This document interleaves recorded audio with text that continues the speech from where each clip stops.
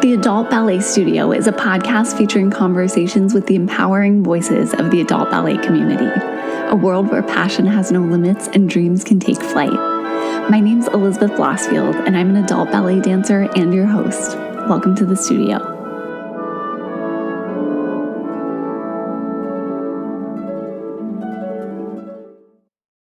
Happy Tuesday, everybody, and happy February. Welcome back to the Adult Ballet Studio. I'm so excited about our guest this month. We had a chance to talk about all of my favorite things: ballet, writing, books, ballet history. We touched on all of that during our interview, and I loved it so much. Joanna Marsh describes herself as a professional librarian and archivist by day and an adult ballet dancer by night. We talked about how those interests intersect, what she's learned about the history of ballet thanks to her career, and the challenges and benefits of beginning ballet as an adult. She's also an artist and an author of 2 books, Cantique and La Follia. Her books tell the fictional story of an adult ballerina, Colette Larson, who's thrown into the world of professional ballet. I'll include a link to Joanna's website with more info on those books in the show notes for anyone who wants to check them out. We talked all about Joanna's creative process and how her playfulness and curiosity as an author translates to her ballet training. She also referenced a great writing insight that a first draft is like covering a canvas when painting. I couldn't find the exact quote that she was referencing, but I did find a great article on author Stephen Pressfield's website titled Cover the Canvas. In the article, he writes, "Here's my mantra for first drafts: cover the canvas. What that means is get something done from A to Z, no matter how imperfect. A first draft doesn't have to be great. It doesn't have to be pretty. It can have gaping holes. It can leave every T uncrossed and every I undotted. Momentum is everything in a first draft. Get it done. Cover the canvas." It's great advice for dancers too, whether beginner or advanced, when we're in the studio. It doesn't have to be perfect or even pretty. Just get some momentum going, enjoy the process, and see where it takes you. I love this advice. All right, let's get to what Joanna had to say because you won't want to miss it. I'm so sorry, by the way, if you hear some background noise during this interview. Joanna was at home with a toddler, and I'm sure parents know how fun and loud that experience can be. And I was at home with 2 cats who were feeling especially playful while we were talking. We've had a lot of cat parents on this podcast, so I'm sure everyone knows how that is too. I think they just wanted to be on the podcast since they're always trying to steal the spotlight. Well, thanks for listening anyway, and here's our conversation.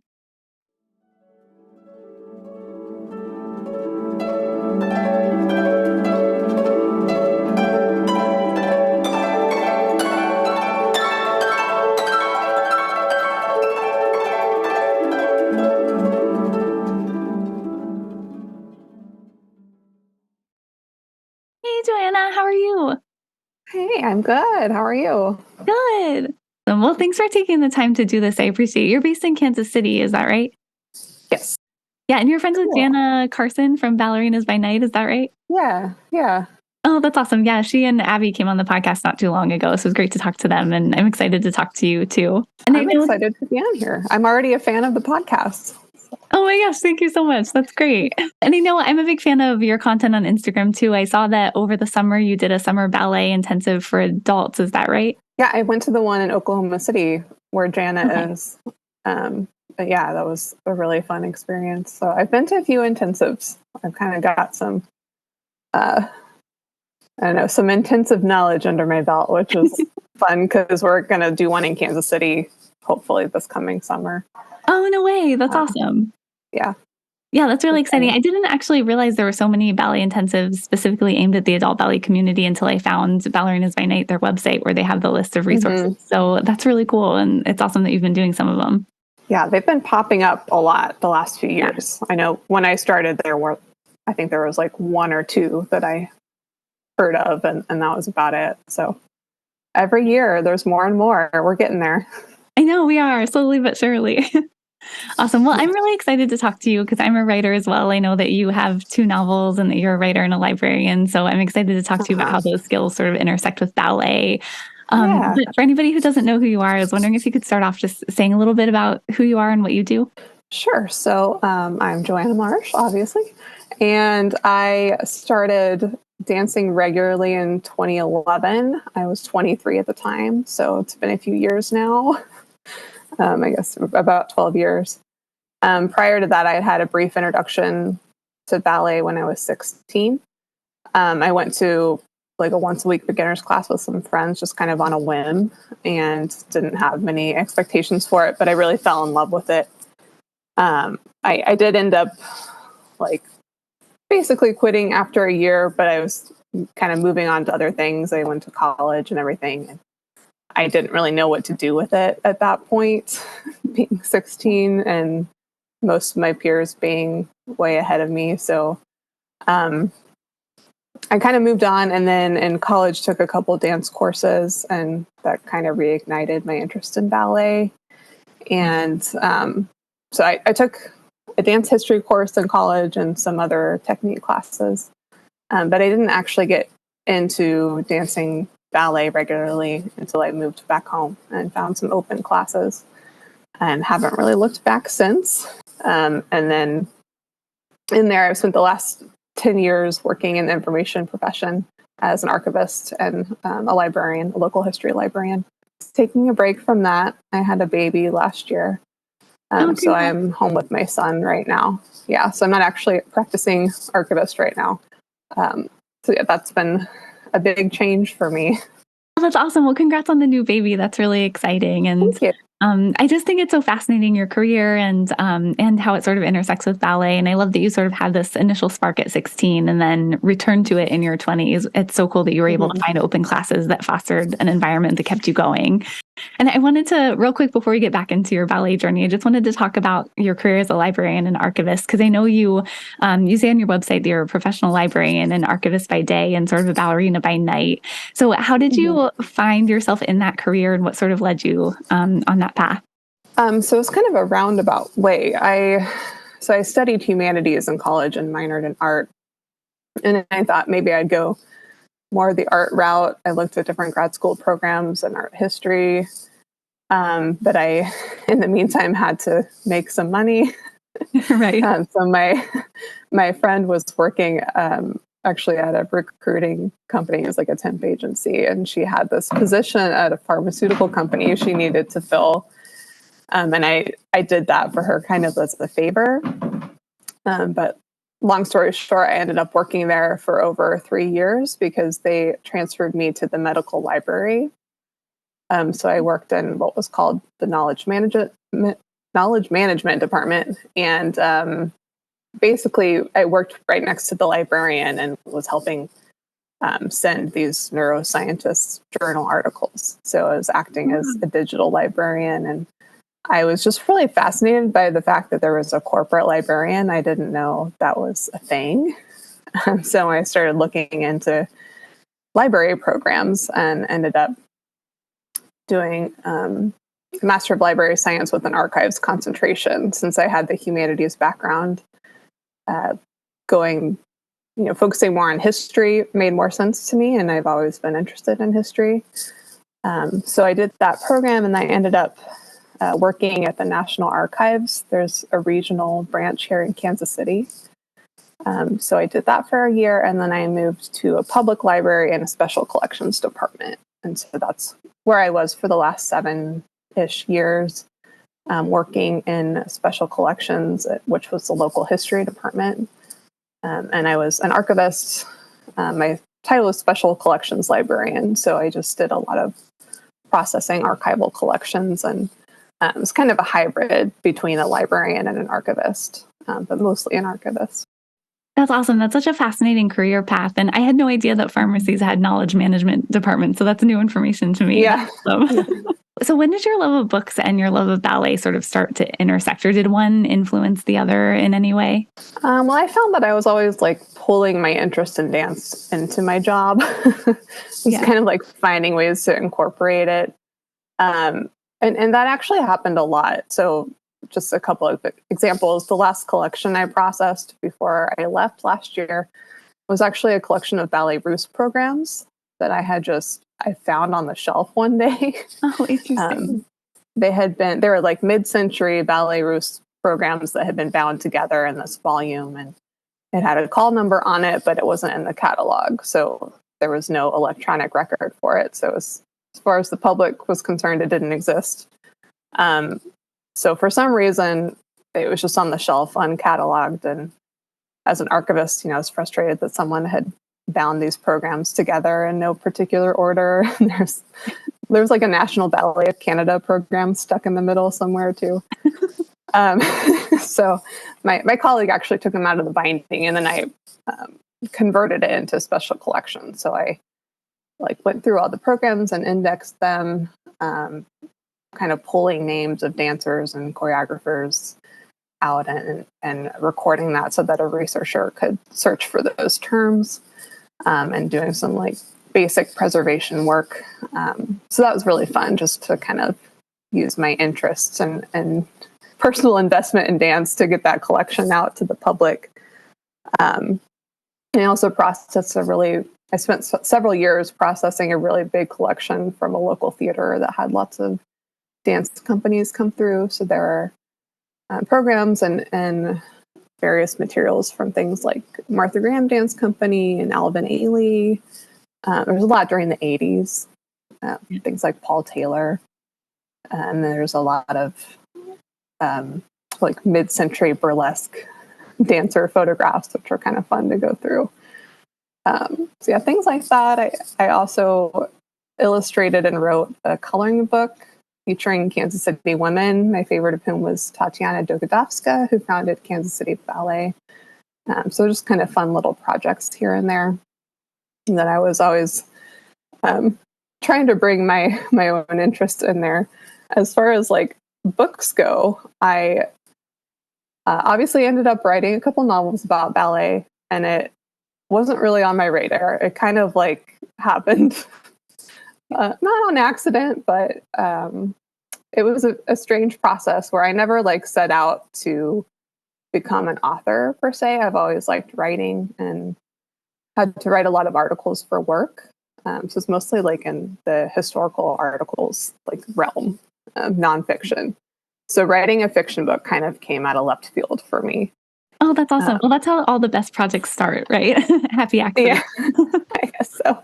I basically had a scene from Cantique come to me in a flash one day. It was very strange, kind of like I just had this vision of these two dancers at the bar during Ronde de Jambe, and one of them hears this beautiful music she's never heard before, and she closes her eyes because she's like so overcome by its beauty. And her friend, who's watching her through the mirror, which is a very ballet class thing to do, just kind of sees her and laughs a little bit for her being overly romantic in that moment. So I have no idea where that came from. It was like this little snippet of a scene, and I knew immediately who these two characters were, kind of what kind of women they would be, and that there's something about that music she hears that's really special. And I was like intrigued by it. So I wrote that down. That was probably like 2013, I think. And gradually had more scenes kind of come to me. And eventually I had enough material that I realized like I could actually write a novel from the story that's emerging. And I just kind of had to shuffle everything around and put it in order. And then I decided to write a plot outline and kind of fill in the gaps between all the scenes I already had. So eventually it became a book. Deciding to publish it was like a whole nother story. I love this. And there's such good novels, Cantique and La Follia, and we'll talk about them in just a second. But I love that that idea was born out of just a ballet bar. You know, you were in class and the idea just came to you. I think that's so cool. And before we dig into the books that you've written, I just wanted to ask you, because I know you have all these passions and these interests, you know, with history and writing and, you know, books and ballet, and you found a way to make them all intersect, which is so cool. You wrote a blog on your website, Joanna Marsh Books, a while back that talked about how you always sort of felt like the odd person out in your family, those full of athletes. But with ballet, you discovered that you are an athlete. And, you know, I love that because ballet is a sport, but it's not one that we normally think of because everyone thinks of it as so soft and graceful, but it's incredibly difficult and requires so much, you know, strength and discipline, just like any sport.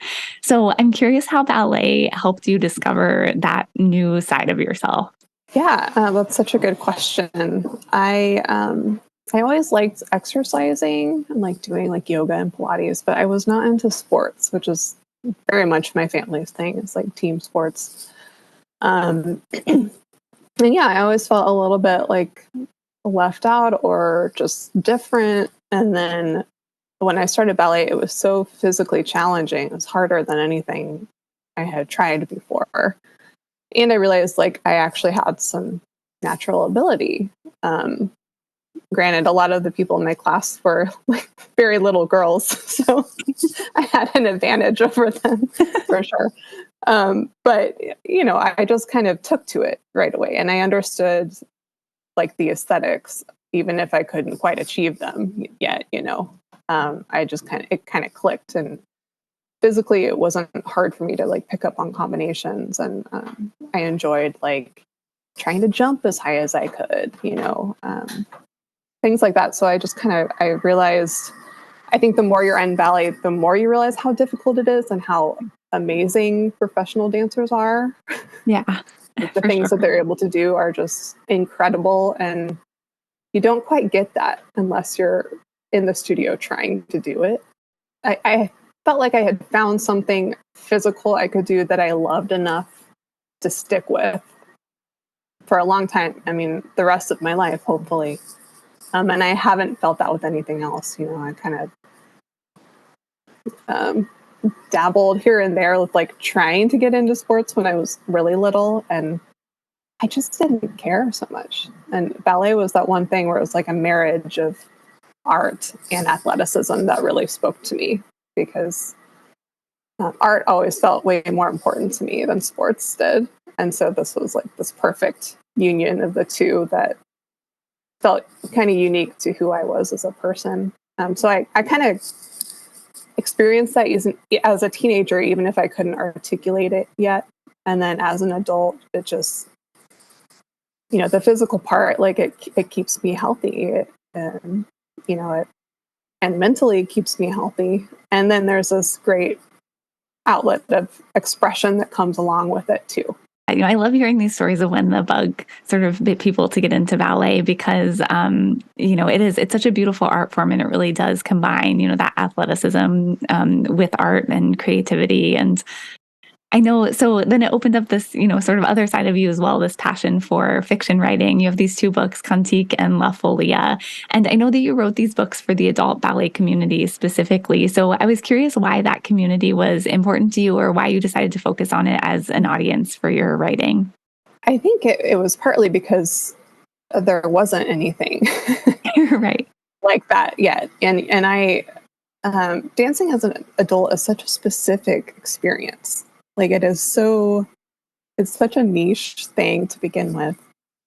And like writing's kind of how I've always processed the world anyway. So it's kind of natural that as I was going through this process, I would kind of get some of that out by writing it down. I just didn't realize it would be in the form of fiction. But yeah, it's kind of like, you create the thing that's not out there yet. And like, I wanted to read about someone else having this experience.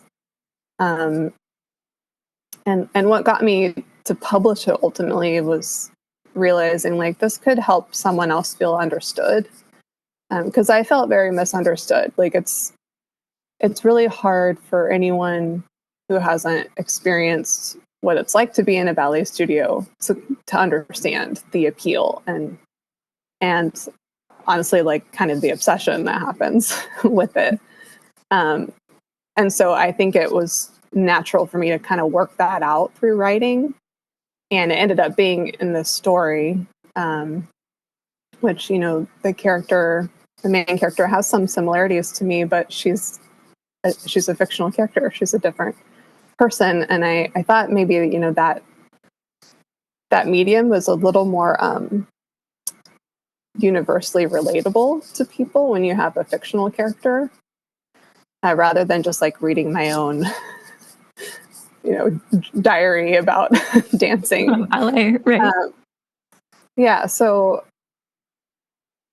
like I said, it's such a specific experience that, I felt that telling this story would help other adults, feel more like validated and hopefully inspired too. That like, it's okay to have this passion. You can still do a lot with it. It's meaningful. it can take you places. You don't have to feel like silly or embarrassed about the fact that you want to dance ballet as an adult. And when I started writing that, like I said, I think it was 2013 when I wrote that scene down, and there was hardly any content out there. I think I can't remember when Ballerinas by Night started, but there was barely anything. And I remember like scouring the internet to be like, are there other people like me? I want to know what other people are experiencing. And so like I didn't publish until 2017, and by then there was a lot more out there. And I kind of felt a sense of urgency, like I got to get this out before someone else does, before someone else writes the story. Right. I sat on it for a while just because I was terrified of publishing. That's a whole nother thing, but I eventually did. So yeah, that's a long answer to your question. No, I love that answer. You mentioned so many things that, I want to talk about. First of all, I love that, part of being an artist is just, surprising your audience and surprising yourself continuously. And I love that you surprised yourself by writing fiction. It's something you never thought, a path that you never thought of venturing down. And then it turned into a really successful career as a novelist. And I also love that you're using these characters to sort of speak to the adult ballet community, people who feel maybe misunderstood the way that you did when you first started ballet, because I did an interview for this podcast a few months ago where we were talking about the importance of just in, the fictional characters that you love, whether it's in a book or a play or even, a ballet, just finding something that you can relate to or something that makes you feel seen, or maybe even helps you understand experiences that are unlike your own. So I think, your work creating these characters in Cantique and in La Follia is so important because it can help people, they fall in love with the character and then they realize that they're not so alone in their own experiences with ballet. So I think that's great. And I know you mentioned the plot of the ballet in Cantique came from Song of Solomon and its various interpretations. You've mentioned that in previous interviews, that you read the book and tried to sort of imagine how your main character, Colette, might structure a ballet from it. So what drew you to that book in particular, and how did you imagine it as a ballet? Oh, man, I'm having to think way back. The throwback. Funnily enough, when my early drafts, it was actually Paradise Lost that she was basing it off of. Okay. And at that point, I was actually realizing like, oh, this is a love story. And so like originally it was more of just like kind of a coming of age story-ish, kind of like a quarter life crisis coming of age.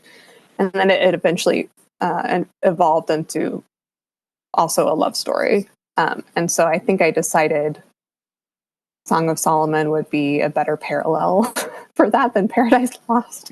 Something like that. It's been, 10 years since I was thinking through all this. Yeah, I think I liked the idea of like a very old biblical ballet just because it's a little different. And Song of Solomon has so much imagery in it that I thought that would be interesting, like an interesting challenge. And also there was this whole other aspect of I was trying to find something that I couldn't find a record of like having been done before. Right. So that weeded out a lot of stories. And so I did some research at the time. I consulted some like obscure dance encyclopedias to find like an older ballet based off Song of Solomon, and I couldn't find anything. So that was another deciding factor. I was like, okay, this one, there's at least not like a really obvious record of a production of this. So that would be a good one to put in the book, because I didn't want to do something that, has obviously been done. Which, funny, since then, there has been a production of Song of Solomon. Oh, no way. Song of Songs. Yeah, I think it was like San Diego Ballet or something. It was just within the last few years. And there's also a Westmoreland Ballet that sprung up, which is the name of the company in the novel. Right, so it's like, that. I find so often that like life imitates art. It's not the other way around. There are so many things that have happened since I've written these books that have happened in real life after the fact. That it's really crazy. Another talent that you were able to predict the future. So. I guess so. I'm a prophet, I guess. Oh, that's great. And then I know your other book, La Follia, focuses on performing as an adult. And you mentioned that when you were, first writing Cantique, way back in 20, I think you mentioned 2013 is when you first came up with the idea for it. There weren't, as many resources for the adult ballet community as there are now. And even still now, we talked at the beginning about how things are changing slowly but surely, but it's still difficult to find resources for adults. And I know that performance opportunities are one of those things that are sort of few and far between. So what would you like to see change in ballet about performance opportunities and access to that for adult dancers? Or what have you observed that is changing that you're excited about with ballet? Yeah, I think there have been a lot of changes just within the last few years. As far as like more opportunities being available for adults, I've seen like um, little adult companies spring up, and like performance groups and people starting their own groups, which is great. Um, it's like ideally, I would like larger dance organizations to give adults more opportunities, but we kind of have to like wait for them to catch up sometimes. So I found that like creating your own is the way to go, which I think is how all these other things have started. I think people have taken notice of that and realized like they're okay, there's a good market here. Like maybe we should offer things like summer intensive or workshops or things like that. So I have seen a lot of growth in the last 10 years for sure. And I think like moving forward, yes, I would like more opportunities for adults, whether that's like anything beyond technique class, like point class variations, summer intensives, opportunities to do like a showcase performance at the end of the year, things like that would be great. But like even more than that, I would like us to just be taken seriously. I feel like there's still not everywhere, but I think in a lot of places there's still this wide gulf between like professional realm and adults dancing recreationally. I would like there to be like more of a spectrum there. Um, just because like with everything else, there's more of a spectrum from like beginner to professional, and with ballet, it's more like beginner, professional. There's not a whole lot in between, and I think that is changing. But it would be nice to have more like companies that aren't necessarily professional, you know. Just like I'm also like in the art world, and I'm not like super professional artist, but there's still a lot of opportunities to show your work in a lot of places, even in kind of like that amateur level. And I hope that for ballet that we just kind of get more opportunities and more people appreciating what we do. Because not a whole lot of people go to see dance performances that aren't, the Nutcracker or, some huge professional production. It would just be nice to have more little performances. My husband's in an ensemble. He plays the trumpet, and he plays in little shows all over the city, throughout the year. So that's kind of like what I would like to see. I've had more opportunities than a lot of adult recreational dancers, but there's still like, it's not like consistent. It's every couple years I might get something. So it'd be nice to have something more regular for sure. Yeah, I agree with you. I hope that for ballet too. I hope for those changes. And I think that sort of contributes to, maybe some adults having some fear or anxiety about stepping into a studio for the first time if they're a beginner, or even, performing for the first time if they get the opportunity to do that. And I was wondering, for adults who want to perform and never have before, or maybe even are just adult beginners, or returning to ballet and are scared to take that first step to go to a class, what would you say to them? Or do you have any advice for kind of getting started? Yeah, as far as like getting started from square one, like you're going to walk into your first class, like I say, just do it and own it. I mean, if you want to dance, you absolutely belong there. I've struggled for so long feeling like I still didn't quite belong or I didn't deserve to be in the studio. which is silly. Like if you have that drive and you want to dance, you absolutely do belong there. And so like don't feel bad about having that desire, and know that you do deserve a place in the studio. As far as like going to your first class, I always tell people I would look online ahead of time to get kind of the basic terminology. Especially if you're not familiar with French, like it's probably going to throw you for a loop. So I always say like do some studying ahead of time so that you've got that base knowledge down, because most classes that are labeled beginner ballet aren't really beginner ballet.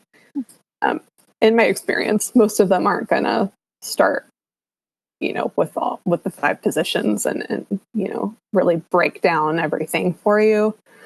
There's a lot of information coming at you. So it's like the more you can kind of prepare yourself ahead of time, the better, just so you can focus more while you're in the studio. It'll be a little less overwhelming to at least know what, plie and tendu and all those things are, have sort of a framework for that. As far as like performing, in my experience, like you kind of have to put yourself out there and like create your own path. That sounds silly, but I have had to like go to other small studios to get point training and performance opportunities. Like if you're training at a larger studio affiliated with a professional company, sometimes it's more likely you'll be able to perform if you go to a smaller studio where they have like a recital at the end of the year that you could be in. So I'm not saying like totally switch studios, but you might have to like go to a few to find some place where they're willing to do that. And so, you kind of have to like think outside the box and put yourself in places where you might get something else, and also talk to people about it. That's another thing, is like teachers, they usually want to help you out with stuff like this, but they have to know that you're interested first. So like asking like, hey, could we start a point class or like a pre-point class sometimes? Is there some place where I could get performance experience? Like you have to kind of put that out there and start talking to people so that down the road, when there is an opportunity, they'll remember you. And, it's kind of a long game in that sense. But I found that you really do have to take control over your dance life and advocate for yourself a little bit. And I'm not saying like be pushy about it, but just over time, when you're like dedicated to a studio and you talk to people, like you do forge relationships that will lead to other opportunities. So true. And that's such important advice, advocating for yourself. If you want something, there's no harm in asking for it. And again, you said, you don't have to be pushy, but it's important to vocalize the things that you actually want out of your ballet training. So I think that's great advice. And I think it's also, what you said at the beginning, it's so much mind over matter, just, kind of getting yourself in a mental place where you realize I do belong here, and kind of getting past some of those insecurities and fears that hold you back sometimes. And I think that kind of leads into my next question, because I wanted to get back to something you said a little bit earlier. I know that you mentioned one of your biggest challenges with writing these novels was just releasing them to the public, because you've spoken before about how you're a perfectionist and, wanted them to be completely polished and perfect before people saw them. And I think that really aligns with the mentality in ballet. So many ballet dancers are afraid to make mistakes, or, maybe look silly in class, or, they don't want to dance unless their dancing feels really polished, like the professionals that they see on stage or on Instagram. So I was curious how you worked through that fear with publishing these books, and how that sort of translates to conquering any fears that you have in the ballet studio. Yeah, that's a good one. Yeah, so I had a full draft for Cantique. I feel like maybe for two years, and I had like a pretty fancy New York editor go over it with me, and I just kind of felt like it would never be done. It wouldn't be good enough. I would have things in there that I would regret later. All of these things, but I went to a workshop in New York that was put on by Sean Coyne, who wrote the Story Grid, which is kind of like an editing structure for fiction. And in that workshop, so I'm going to drop some names: Sean Coyne, Tim Grahl, Stephen Pressfield and Seth Godin were there on a panel. And it was like a Q&A time. And I was just like, I don't know what to do with this. It's like, I don't know whether to try to find an agent. Seems like nobody's going to want to publish this book just because it's such a specific subject. Like, I feel like I have to publish it independently, but like, how am I ever going to feel, like that it's ready when I don't have that like outsider validation telling me it's ready. So anyway, during this Q&A, I finally like plucked up the courage to ask. I was like, hey, Seth Godin, what if you have this book that like people have read and they've given you feedback and you're sitting on it and you don't know that it's ever going to be good enough? And he asked me a series of questions about it. And at the end of that, he's like, publish it by Friday.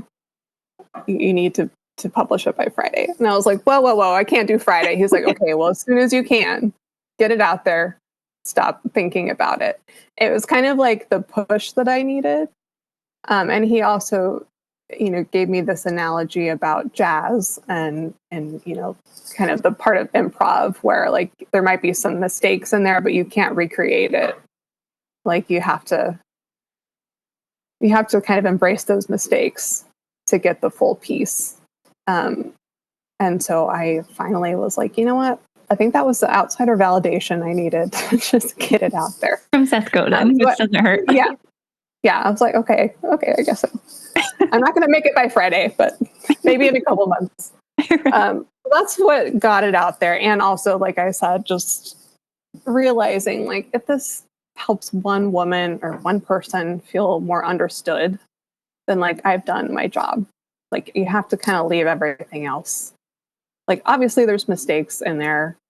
There are things I would do differently now, but like I can't dwell on it. And it is really hard not to. Yeah, I have to like think about the people who've read it, who've given me good feedback, who, it's been beneficial for them and move on to the next project. And when I did the sequel, I wanted to do a performance story because structurally, like if we're talking content genre, Cantique was a love story coming of age.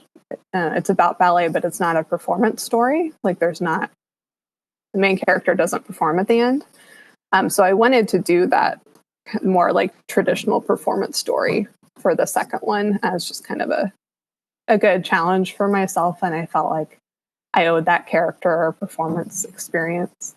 So that was a different process for sure. It was easier in some ways, harder in others, but I didn't have quite as much baggage this time about it being perfect. It's kind of like, well, I know it's not going to be. I'm going to do the best I can at this moment. And, my test for myself is like, was I true to myself at the time that I wrote this? Then I can't ask for anything else because, we're all changing and growing and evolving.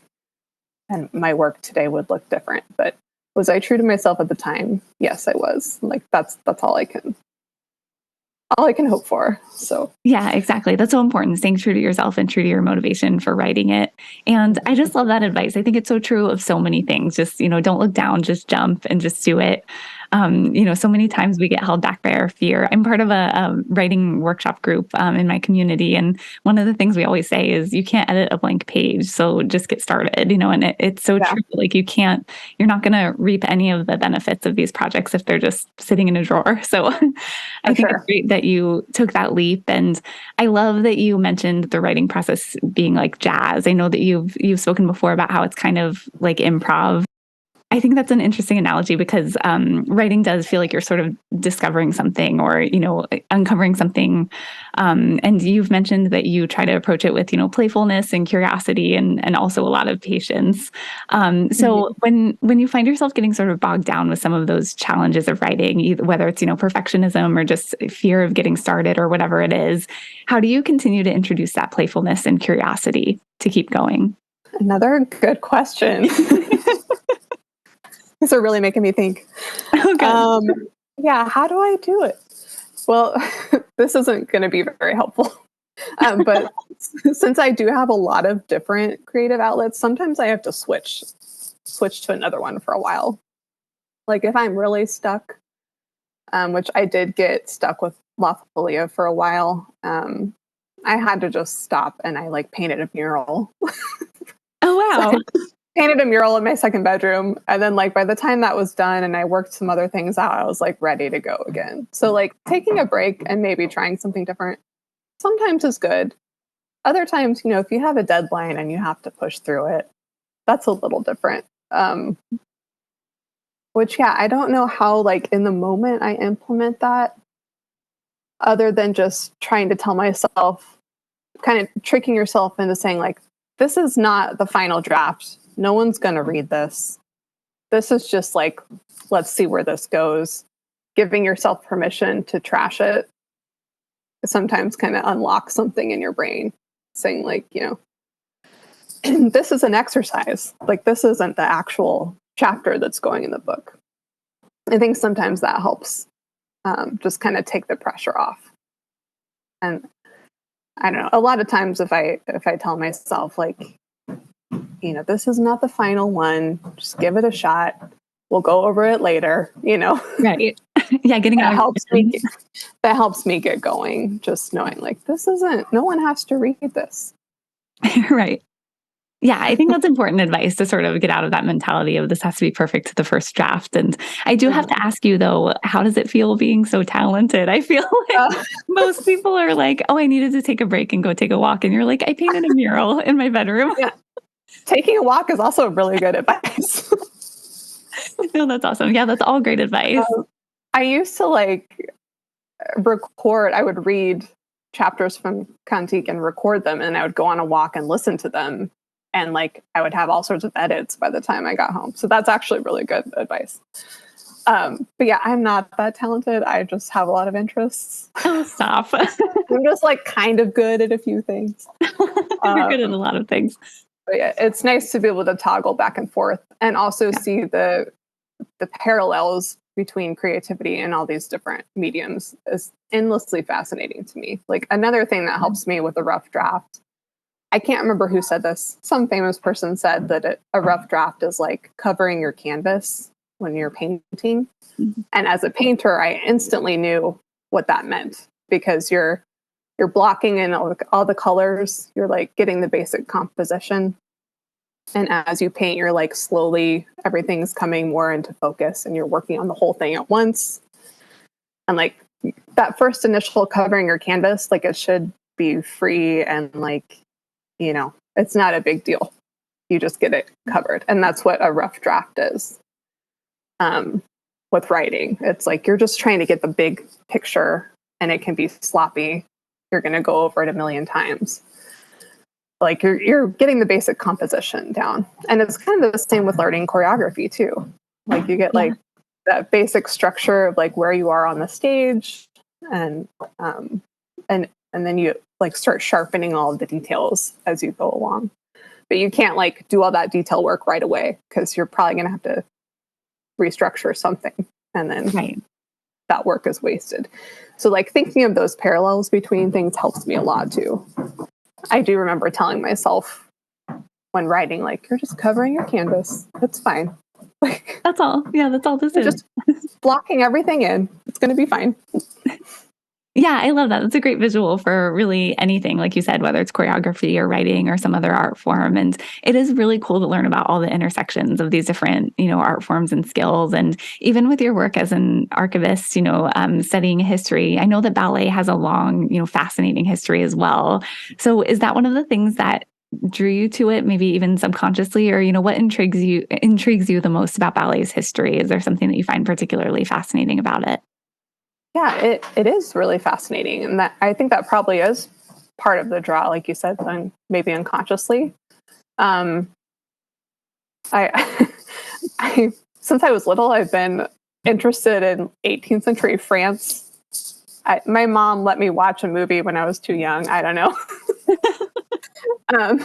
So like the fact that, you know, there's the whole Louis XIV being a huge part of its origin has been fascinating to me. And I mentioned taking a dance history course, which was really helpful to me just to kind of get a basic picture of where dance has been, like before I started actually taking part in that history.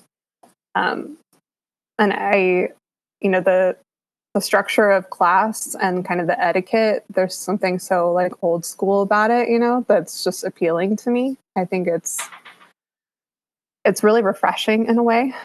And the way that dance is recorded in history is really fascinating to me because, I've been used to relying on the written word so much, using manuscript material to kind of glean history out of. And with dance, like, even though we have recording and dance notation has been around for centuries, it's still like so much of dance knowledge is stored in dancers' bodies. Like, people still memorize entire ballets, and that's how that history is recorded. Like, no matter how much video we have, there's still so much that's like only known in the body, which is so interesting to me.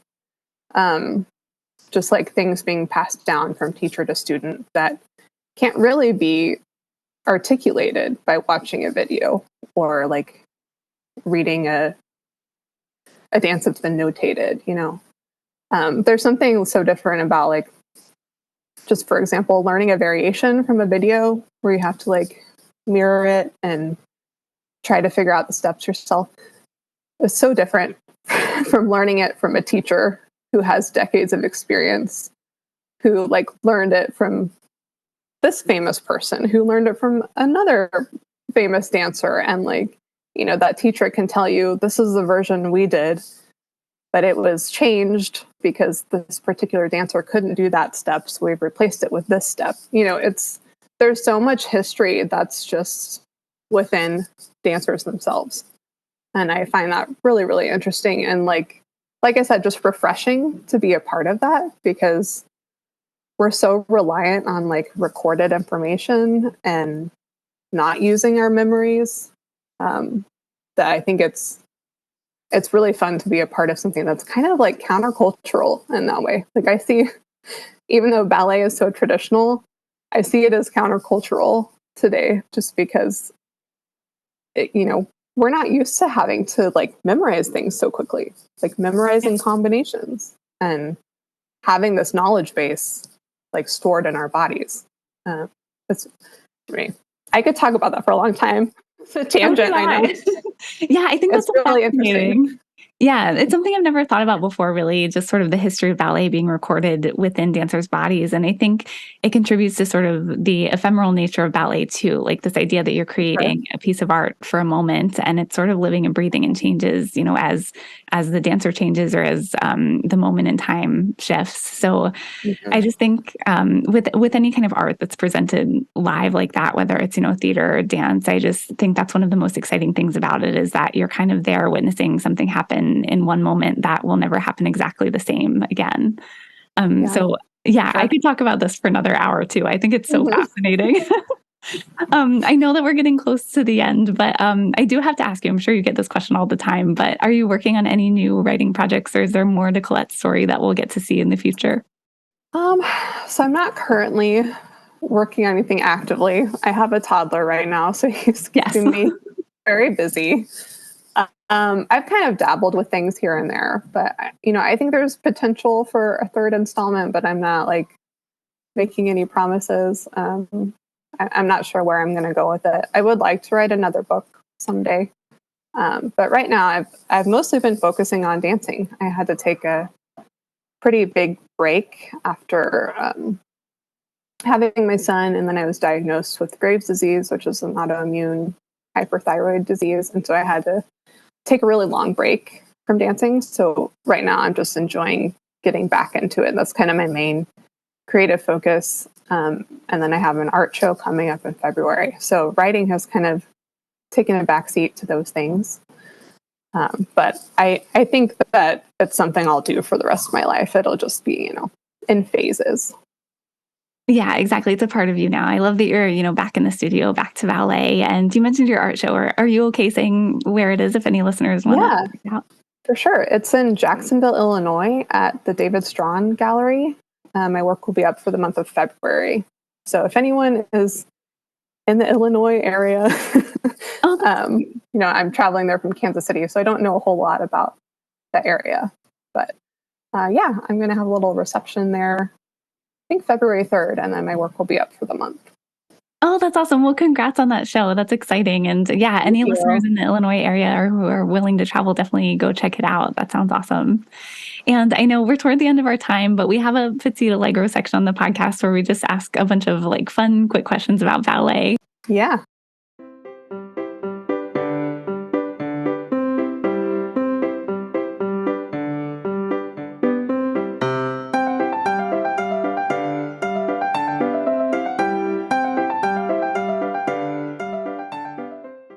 Since you're a writer and a librarian, I feel like it only makes sense to start off sort of asking what's your favorite book, whether it's ballet related or otherwise.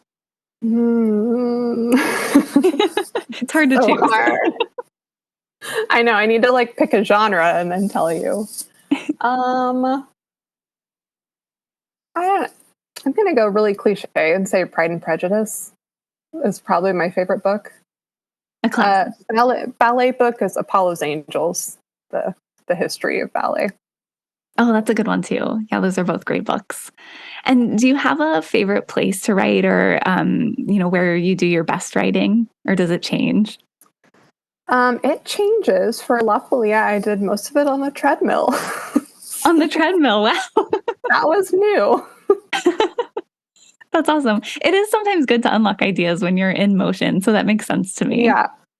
Like I said, I was kind of stuck on that book, and actually just like walking really slowly on the treadmill worked really well for me. So, And then as far as ballet goes, what's the go-to item in your dance bag that you have to have at every class or every rehearsal?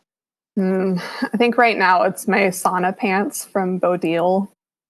I've worn them like almost every class since I've got them, and it's so hard for me to take them off now. Like, They're so comfy.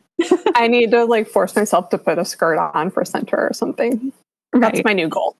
But yeah, those are my favorite right now. That's great. And then for Cantique, we talked about how you imagined Song of Solomon as a ballet. Is there another book that you would love to see brought to life in ballet form? So I actually should ask you about this.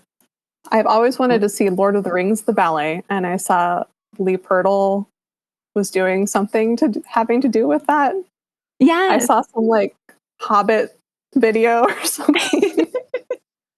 Yes, I'm so happy you brought that up. She'll be really excited to hear that you're interested in that because we did at our I'm for anybody listening who doesn't know, I'm a company dancer with Lee Purtle Ballet Company. We're a non-professional adult ballet company. And last year we had our gala and we previewed just a little snippet of a forthcoming ballet that's based on Lord of the Rings. So I know that that's in the works. I'm not sure the exact timeline, but I'm excited about that too. So that makes me happy. You've made my dreams come true. Oh, I'm so glad that we could do that. I was like, somebody's doing it. Finally.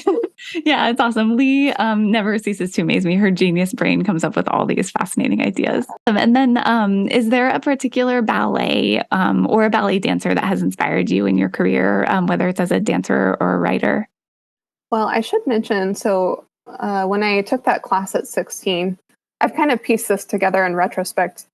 I think I was like primed to accept that invitation because I had seen the movie The Company, just like a Robert Altman movie. It's the one with Neve Campbell. It's about the Joffrey Ballet of Chicago. And that was kind of my first like experience with some contemporary ballet. I think I had only seen The Nutcracker prior to that. So seeing that movie, which had ballets like Light Rain in it, there's a few others. I can't think of the titles at the moment, but the pieces in that movie really, really impacted me. I was like, wow, this is awesome. Like, I want to do that kind of feeling. So I think that's why, as a teenager, I was like, sure, I'll give ballet a try because I had seen that movie and those pieces. I just thought were like the coolest thing I had seen at that point. Yeah. So that was a big inspiration as far as like ballets now. I really liked Michael Pink's Dracula and Adam Hoagland's Rite of Spring, kind of those darker, gritty ballets. Yeah, those have really stuck with me. And I was a super in a couple of productions, and Giselle, I think Act 2 is always going to be really fascinating for me, just kind of the creepy ghost story ballet. Yes. Like specific dancers, there's no one that's I've really I don't know. I'm inspired by a lot of people. There's not like one person that I'm like, oh, I wish I could dance like them. Yeah, they're all amazing. Yeah. Every professional dancer, I'm just like, how can you do this? I know. I'm the same way. Anyone who does ballet is just, it takes so much strength and so much perseverance. I'm so inspired by them. And then my last question, I always ask everyone who comes on the podcast, in a perfect world, what would you want ballet to look like, or what would you want it to be? I just want more of it. Like I want more people to appreciate it and go to see shows, and like I said, just there being more of a spectrum of different types of performances. I think so many people think of like recitals for little kids or big professional productions, and I would like there to just be all sorts in between, that more people are exposed to and can appreciate.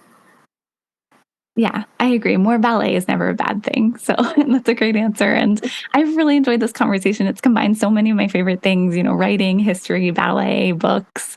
So where can people find you on, social media or your website if they want to connect with you? So I'm on Instagram at Ballet Librarian. And if you're interested in my artwork, I have an account called Gem Visual Art. It's JEM. And JoannaMarshBooks.com is where you can find my books. And yeah, I'm usually posting on Instagram. I haven't been like super great about updating it, but if anyone wants to send me a message on there, I try to get back to all of them. Yeah, that's great. And we'll include links to all of those in the show notes as well if anyone wants to connect. But Joanna, thank you so much for taking the time to speak with me. It's been so great to learn from you. Thanks for having me on the podcast. Wasn't Joanna so much fun? I learned so much talking to her. I love how multi-talented she is, whether she's dancing, writing, painting, being a mom, a librarian, an archivist. She does so much. She mentioned at the end of our interview that she has an art show coming up at the David Strawn Gallery in Jacksonville, Illinois. Her work will be up for the whole month of February, so if any listeners are in the area, be sure to stop by. I'll include a link with the details in the show notes. And that's it. That's our February episode. Before I go, I put a poll up on my Instagram last week asking whether you wanted these episodes monthly or more frequently. And so many of you voted that you want more of the Adult Ballet Studio. Thank you all so much for giving me your feedback. I want to be bringing you content that you love, so I'm going to do some extra mid-month episodes as often as I can. That way you don't have to wait an entire month for a new interview. So look out for February's mid-month episode on Tuesday, February 20th. We have a great guest, and I can't wait for you to hear what they had to say. Thanks for tuning in, everybody. And I know you hear me say this every time, and I'm sorry to be repetitive, but if you like what you're hearing, please consider giving us a review and a rating on the platform of your choice. It helps this podcast grow. There's also a question box below each episode on Spotify that asks who should join the studio next. Let me know who you want to hear from. Or you can always send me an email at theadultballetstudio@gmail.com or connect with me on Instagram at eblosfield. In the meantime, happy dancing and see you at the bar.